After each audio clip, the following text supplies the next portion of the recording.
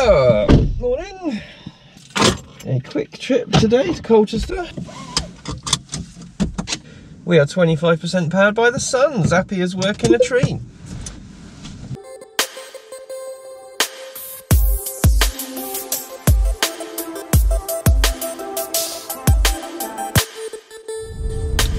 So I got the new GoPro going, which is good. The last time we did a road trip, we had a bit of trouble with the camera. So it got to about the end of our road and then it fell off. And that was after me trying to adjust it. So I actually couldn't get it off the windscreen. So I just thought I'll leave it.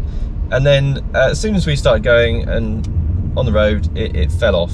And my wife had to concentrate and hold a gimbal the whole rest of the time, which is why she wasn't talking very much, because unfortunately gimbals don't really recognise the fact you're going around a corner. So they think the camera's moving, so they try and stay in the old position. So it's actually quite a lot of work. So hopefully this camera will come in useful on more road trips. So we'll have a look, see how the quality is. Hopefully the sound's okay, because I'm not planning on wearing a mic. So we'll see how this goes. So I've just noticed the mileage. So because this car's a ZE40 and it's got a kind of 130-ish mile range, I don't really bother looking at the range because I know it's got enough. But I've just looked down, it's got 160 miles of range. It's pretty full on the charge. It was 99% when I got there this morning, because the Zappy was using the solar, so it wasn't charging particularly quickly. But that's the highest mileage I've seen. So the weather's warming up now. It's March, so we've been through the winter. In the winter we were getting a sort of guess of a maximum range of 130, so that's another 30 miles it's got. We'll see. I don't drive this car particularly slowly, so I'm sure that'll go down. Right, one thing to do before we go anywhere: tyre pressures. I think one of the tyres on this car is a bit low, so let's check some tyre pressures.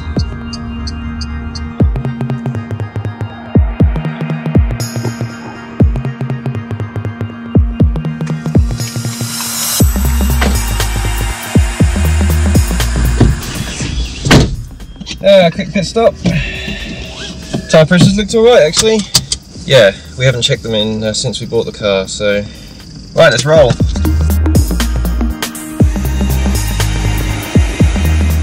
So this is the thing I love about this car. It can absolutely move on a dual carriageway. Why is that such a surprise? Well, when we test drove the 20 kilowatt or 22 kilowatt model of this car, and it was gutless.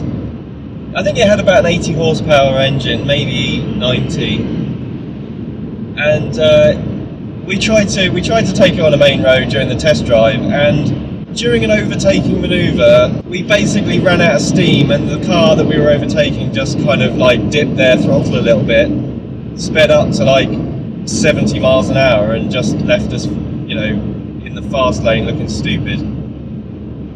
And I kind of thought, oh, okay, so these electric cars, they're all right, but they just can't cut it on the dual carriageway, so we just won't use it for that. We'll just use it around town and going to the shops and all that jazz. And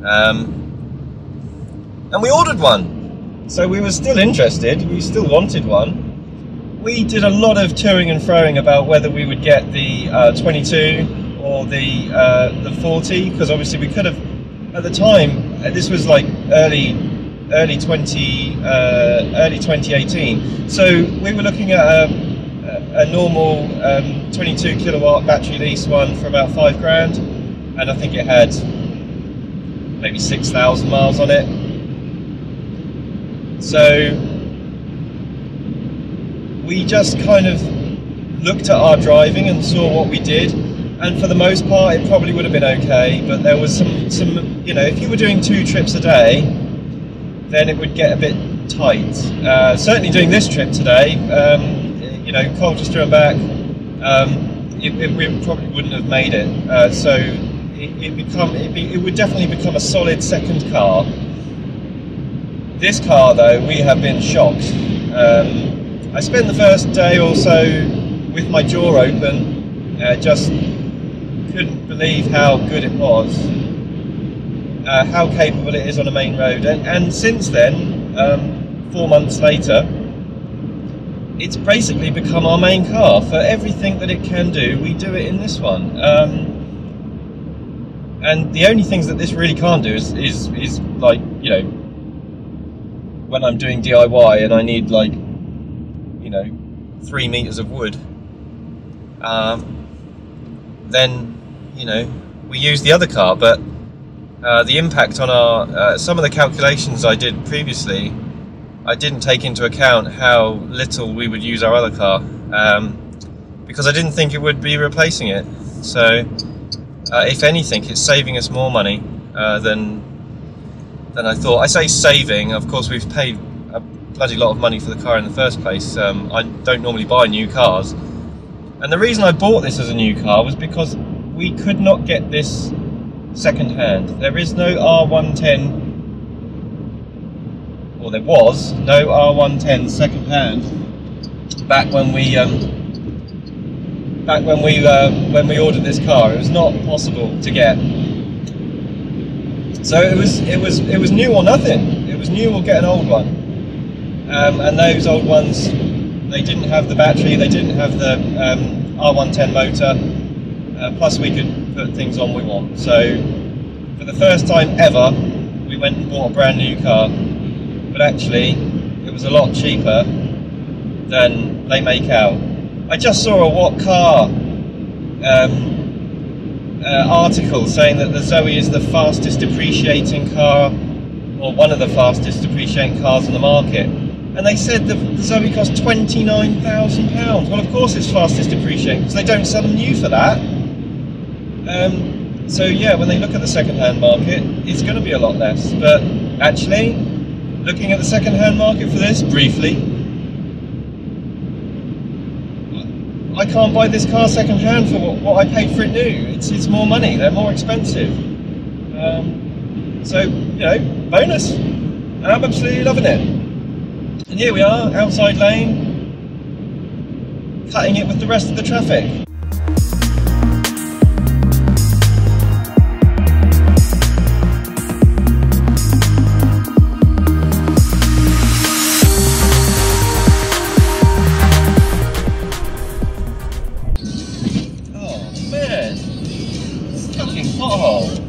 Welcome to Essex.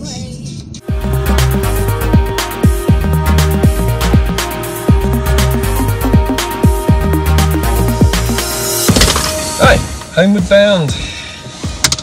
105 miles left on the GOM. I think we'll make it.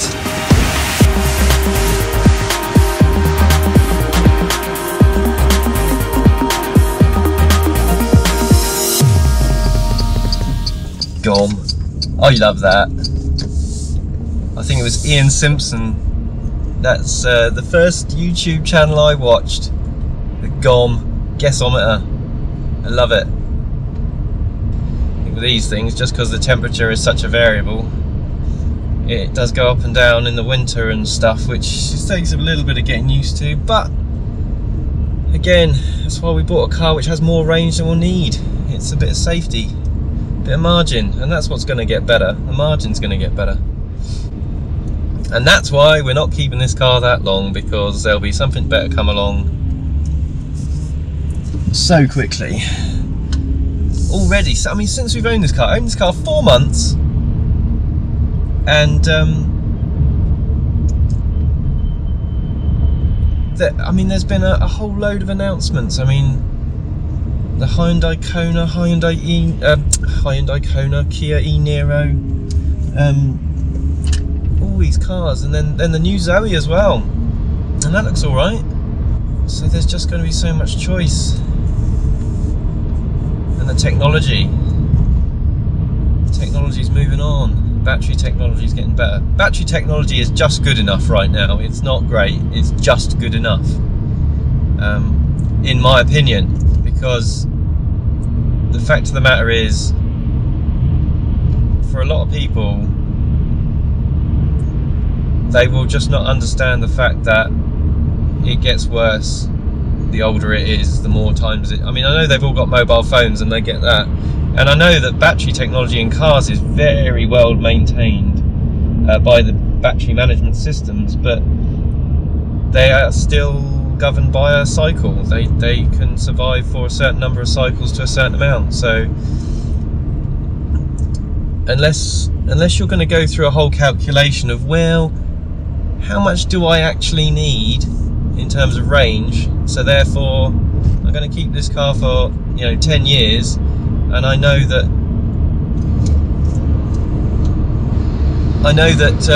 range-wise, when it gets to the battery's most degraded state, it can still do what I want.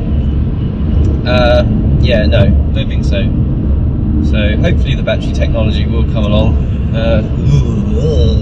That's a quality road.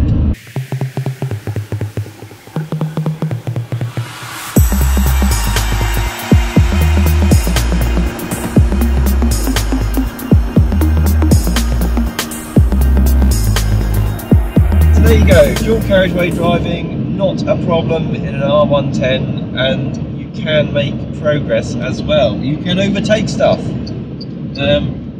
which I'm doing right now, and that's all there is to it. And hopefully the more and more people see this, the fact that this car is just like any other car, the more people might be tempted to dip their toe in. And they're getting better all the time. So anyway, there we go. Thanks for watching. Take care. See you in the next one. Right, now about that breakfast, let's get that sorted. I'm hungry.